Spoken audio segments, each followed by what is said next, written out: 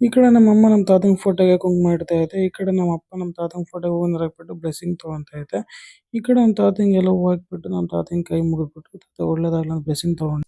Hi guys, welcome to ಖುಷಿ log. ಏನಪ್ಪ ಅಂದರೆ ನಮ್ಮ ತಾತ ಅವ್ರಿಗೆ ಇದಾಗ್ಬಿಟ್ಟು 2 ವರ್ಷ ಆಗಿದೆ. ನಮ್ಮ ತಾತ ಅವ್ರ ರೀತಿ ಮಿಸ್ಸು ಲಾಡ್ತಾತ. ಯಾಕಂದರೆ ನಿಮ್ಮಂಥ ದೇವರಂಥ ಮನುಷ್ಯ ಎಲ್ಲಿ ಸಿಗಲ್ಲ. ನಾನು ಮುಂದಿನ ಜನ್ಮ ಇದ್ರೂ ನಿಮ್ಮ ಫ್ರೆಂಡ್ ಆಗಿ ನಾನು ಹುಟ್ಟಬೇಕಂತ ದೇವ್ರ ರಿಕ್ವೆಸ್ಟ್ ಮಾಡ್ತಾ ಇದ್ದೀನಿ. ಯಾಕಂದರೆ ನಿಮ್ಮಂಥ ಒಳ್ಳೆ ಪ್ರೀತಿ ವಿಶ್ವಾಸ ಯಾರಿಗೂ ಬರಲ್ಲ ತಾತ. ಯಾಕಂದ್ರೆ ನಾನು ಇಷ್ಟು ನಮ್ಮ ತಾತನ ಹತ್ರ ನಾನು ಎಷ್ಟು ಶೇರ್ ಮಾಡ್ಕೊತೆ ಅಂದರೆ ಪ್ರತಿಯೊಂದು ಶೇರ್ ಮಾಡ್ಕೊತೆ. ಎಲ್ಲ ನಾನು ಹಾಸ್ಟ್ಲಿಂದ ಊರಿಗೆ ಬಂದಾಗ ಅಂಟ್ಕೊಂಡ್ಬಿಟ್ರು ನಮ್ಮ ತಾತರ ಹತ್ರ ಎಲ್ಲ ಫ್ರೆಂಡ್ ಜೊತೆಗೆ ಊಟ ಮಾಡೋದ್ರಿಂದ ಒಂದು ಫ್ರೆಂಡ್ ತಗ ಬಾಂಡಿಂಗ್ ಥರ ಇದೆ. ನಾನು ಇದ್ದಂಗೆ ನಮ್ಮ ತಾತಂಗೆ ಕೈ ಇಟ್ಕೊಂಡ್ಬಿಟ್ಟು ನೀವು ಬರೋವರೆಗಿಲ್ಲ ಅಂತ ಹೇಳ್ಬಿಟ್ಟಿದ್ರು. ಅದೇ ಟೈಮಲ್ಲಿ ನನಗೆ 5th ಸೆಮ್ ಎಕ್ಸಾಮ್ ಇತ್ತು. ಈಗ ಎಕ್ಸಾಮ್ ಬರೋಷ್ಟು ನಮ್ಮ ತಾತ ಇಲ್ಲ. ನನಗೆ ಅದು ಇನ್ನೂ ಒಂಥರ ಬಾಧಕರ ವಿಚಾರ ಆಗುತ್ತೆ. ಯಾಕಂದ್ರೆ ಆ ಟೈಮಲ್ಲೇ ಇದಾಗ್ಬಿಟ್ಟು ಎಕ್ಸಾಮ್ ಬೇರೆ ಇತ್ತು. ಈ ಕಡೆ ಇದಾಗಿಬಿಟ್ಟು ನಾನು ಬಂದೆ. ನಾನು ಹಂಗಾದ್ರೂ ಎಕ್ಸಾಮ್ ಮುಗಿಸ್ಕೊಂಬಂದು ನಮ್ಮ ತಾತನ ಇವಾಗ ನೆನೆಸ್ಕೊಂಡ್ರೆ ಇಲ್ಲಿ ಊರಿಗೆ ಬಂದಾಗ ಏನೋ ಒಂದು ಕಳ್ಕೊಂಡಿದ್ದೆ. ನಮ್ಮ ಮನೇಲಿ ಯಾರೊಬ್ರು ಇಲ್ಲ ಅಂತ ನನಗೆ ಇವಾಗ ಒಂದು ಕಡೆ ಬೇಜಾರಾಗಲಿ ಇರ್ತೀನಿ ನಾನು. ಆ ಥರ ನನಗೆ ಒಂದು ಕಡೆ ಬಾಧೆ ಆಗ್ತಿರುತ್ತೆ.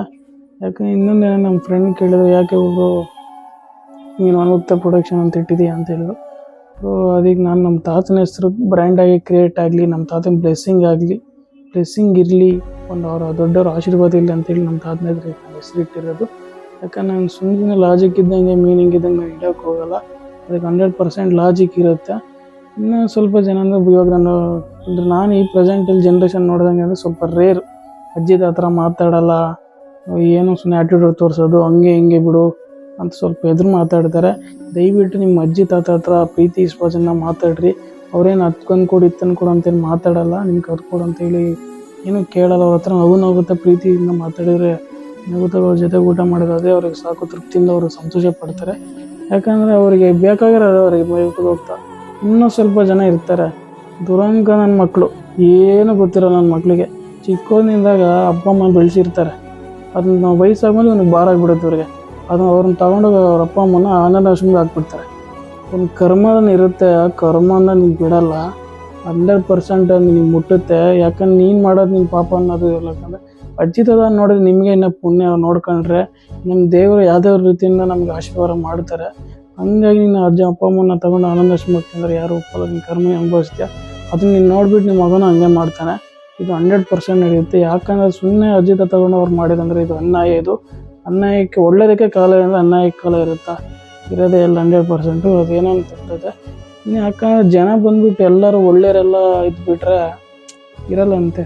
ಒಳ್ಳೆಯವರೆಲ್ಲ ಆಗ್ಬಿಟ್ರೆ ಎಲ್ಲರೂ ಒಳ್ಳೇದಾಗ್ಬಿಡ್ತಿರ್ತಾರೆ. ಕೆಟ್ಟವರನ್ನ ಇದ್ರೇ ಅವ್ರು ಒಬ್ಬ ಒಳ್ಳೆಯನಿಗೂ ಕೆಟ್ಟನ್ನು ಮಾಡೋಕ್ಕಾಗುತ್ತೆ ಅಂತ ಪ್ರಪಂಚ ಹಂಗೆ ಅಂತಾರೆ. ನಮ್ಮ ತಾತ ಯಾರಿಗೂ ಯಾವ ರೀತಿಯಿಂದನೂ ಮೋಸ ಮಾಡಿಲ್ಲ, ಯಾವ ರೀತಿಯಲ್ಲಿಲ್ಲ. ಒಳ್ಳೆತನ ಇದೆ, ಒಂದು ಬ್ರ್ಯಾಂಡಾಗಿ ಇದೆ. ನಮ್ಮ ಮನುಷ್ಯ ಇರೋವಾಗ ಅದು ಬೇಕು ಇದು ಬೇಕು, ಅವ್ನು ಹಿಂಗೆ ಇವ್ನು ಹಿಂಗೆ ಅಂತ ಅಂತಿರ್ತೀವಿ. ಸತ್ತ ಮೇಲೆ ಏನೂ ಬರಲ್ಲ, ಒಳ್ಳೆ ಹೆಸರು ಬರುತ್ತೆ. ಒಳ್ಳೆನು ಕೆಟ್ಟ ಅಂತ ಎರಡೇ ಬರೋದು. ದಯವಿಟ್ಟು ಆದಷ್ಟು ನಿಮ್ಮ ಸುತ್ತಮುತ್ತಲಾಗಿ ಎಲ್ಪ್ ಮಾಡಿರಿ. ಅವ್ನು ನೆಗೆಟಿವ್ ಮಾತಾಡ್ತೀವಿ, ನೀವು ನೆಗೆಟಿವ್ ಮತ್ತು ತಲೆ ಕೆಡ್ಸ್ಕೊಬೇಡ್ರಿ. ಆದಷ್ಟು ಕೆಟ್ಟವ್ರನ್ನ ಒಳ್ಳೆಗೆ ಮಾಡೋಕ್ಕೆ ನಾವು ಟ್ರೈನ್ ಮಾಡೋಣ. ನಾನು ಹೇಳೋದು ಅಷ್ಟೇ, ನಮ್ಮ ಅಪ್ಪ ಅಮ್ಮ ಹೇಳೋದು ಅಷ್ಟೇ. ಅವ್ನು ಕೆಟ್ಟದ್ದು ಮಾಡಿದ್ರೆ ನೀನು ಕೆಟ್ಟದ್ದು ಮಾಡೋಕ್ಕೆ ಹೋಗಬೇಡ, ಆದಷ್ಟು ನೀನು ಒಳ್ಳೇದು ಮಾಡು ಅಂತ ಹೇಳ್ತಾರೆ. ನಾನು ಅದೇ ಮಾಡೋದು. ಕೆಟ್ಟದ್ದು ಮಾಡಿದ್ರೆ ಅವನಿಗೆ ಕೆಟ್ಟದಾಗುತ್ತೆ, ನಾನು ಹಂಗೆ ಕೆಟ್ಟ ಮಾಡ್ಬಾರ್ದು. ಅವ್ನು ಕೆಟ್ಟನ್ನು ಮಾಡಿದ್ರೆ ನಾವು ಕೆಟ್ಟನ್ನು ಮಾಡಬಾರ್ದು, ಒಳ್ಳೆತನ ಮಾಡಬೇಕು. ಅವನಂತಕ್ಕೆ ಅವ್ನು ಚೇಂಜ್ ಆಗಬೇಕು. ಅವ್ನು ಒಳ್ಳೇದು ಮಾಡಿದ್ನಪ್ಪ, ನಾವು ಒಳ್ಳೇದು ಮಾಡ್ಬೇಕಂತ ಒಂದು ಮನಸ್ಸಿಂದ ರೂಪಬೇಕು. ಅದೇ ನಾನು ಎಲ್ಲರಿಗೂ ಹೇಳೋದು. Thank you guys.